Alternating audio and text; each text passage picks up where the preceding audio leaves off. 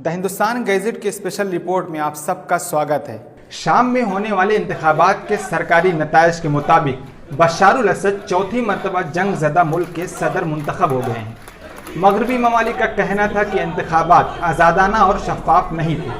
फ्रांसीसी खबर रसा इदारे AFP की रिपोर्ट के मुताबिक मुतनाज़ वोट ने एक दहाई से जारी खाना जंगी के दौरान दूसरी मरतबा बशारुल असद के इक़्तिदार पर गिरफ्त मजबूत कर दी है।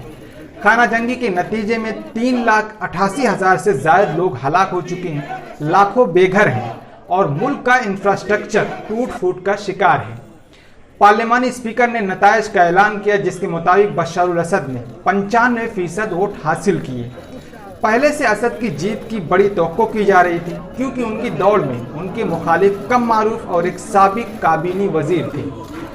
मुल्क की पार्लियामेंट ने ऐलान किया कि मौजूदा सीरियाई सदर बशारुल असद ने इसी हफ्ता मुनक़िद होने वाले सदारती इंतखाबात में चौथी मरतबा अपनी 7 साला मियाद के लिए जीत हासिल कर ली है। इस ऐलान के साथ ही जुमेरात की रात दिमश्क में इमियाद चौराहे पर इस जीत का जश्न मनाने के लिए बड़ी तादाद में लोग जमा हो गए थे।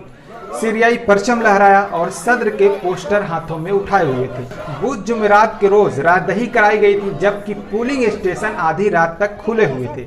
मज़कूरा हुकूमत के मुस्तकबिल के सीरिया के लिए वोट डालने के नाम पर रात दहिंदों को रागिब किया गया था। असद 17 जुलाई साल 2000 में अपने वालिद हाफिजुल असद के बाद सीरियाई सदर बनाए गए थे।